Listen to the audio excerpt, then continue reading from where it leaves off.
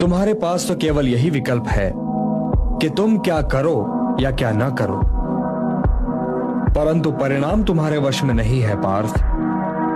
कर्म फल तुम्हारे वश में नहीं है।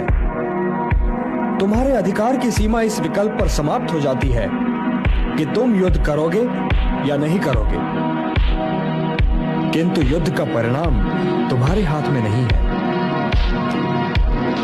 यदि तुम विजय चाहो भी तो यह आवश्यक नहीं कि विजय तुम्हारी ही हो जाए, तुम्हारी पराजय भी हो सकती है। किंतु यदि तुम विजय से मोहित नहीं होगे तो पराजय से भी नहीं घबराओगे।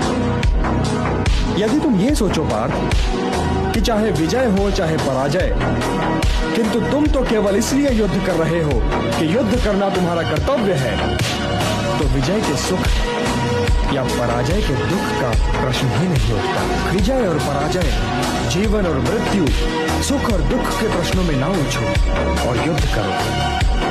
यदि इस युद्ध में तुम्हारी विजय हुई तो पृथ्वी का राज्य और यश भोगोगे, और यदि वीर गति को प्राप्त हुए तब भी यश के साथ साथ स्वर्ग पाओगे। इसलिए हे कौन्तेय, उठो, सुख दुख, लाभ हानि, जय पराजय सबको समान समझो और युद्ध करो, कि यही तुम्हारा क्षत्रिय कर्तव्य भी है और मानव धर्म भी।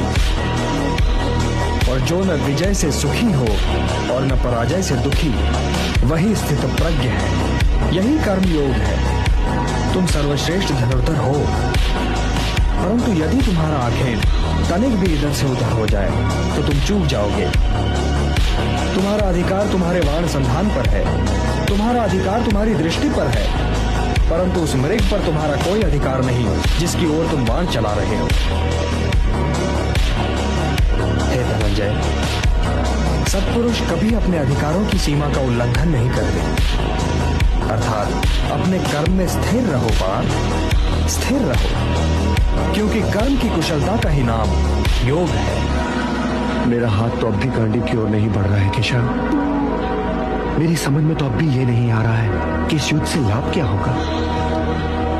तुम ये निर्णय केवल इसलिए नहीं ले पा रहे हो पार्थ कि तुम इस क्षण को केवल व्यक्तिगत लाभ और व्यक्तिगत हानि के तुला में तोल रहे हो। यही तो मोह का बंधन है पार्थ, यही तो तुम्हारे शोक की जड़ है, और इसीलिए तुम्हारा ये कायर, पलाय और कलंक में डुबोने वाला शोक न तुम्हारे हित में है और न ही समाज के हित में। यह शोक न वर्तमान के लिए शुभ है और न ही भविष्य के लिए। लाभ और हानि की इस कामना में न भटको पार्थ, न भटको, केवल कर्म करो, कर्म। हे पार्थ,